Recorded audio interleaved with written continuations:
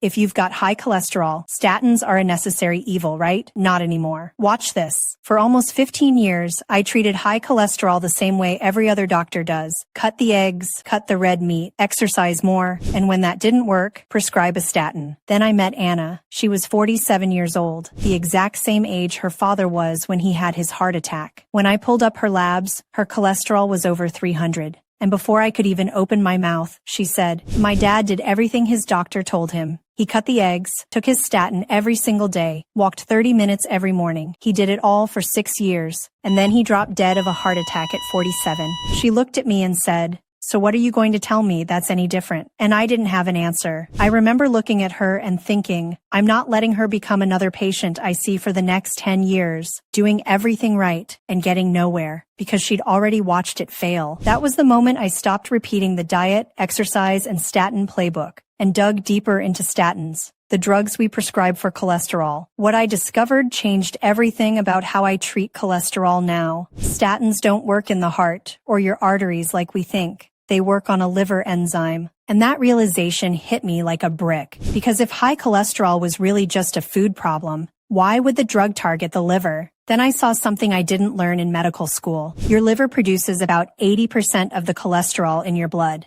Your diet only contributes around 20%, which means every time I told patients to cut eggs, cut steak, or go vegan, I was fighting the 20% and ignoring the 80%. That's not bad advice. That's the advice that killed Anna's father, because it's obvious now. Cholesterol isn't a diet problem. It's a liver problem. It's your liver that's supposed to pull excess cholesterol from your blood and flush it out, so your cholesterol stays at a healthy level. But over time, your liver can get overwhelmed. Years of stress, medications, processed foods, environmental toxins clog up your liver with toxins and slow it down to the point it's too sluggish to clear the cholesterol fast enough, so it just builds up in your blood. Even if you're eating clean, it's basically like trying to drain a bathtub with a clogged drain. You can stop the faucet, but until you unclog the drain, the water just sits there. That is the body. The liver is like a clogged drain, and it gets stuck. I attended a medical conference and met a top New York City gut health doctor, Dr. Gina Sam. She confirmed what I was already uncovering and took it a step further. She showed me a simple way to restore the liver's ability to clear cholesterol naturally, without statins, without extreme diets, and without punishing cardio.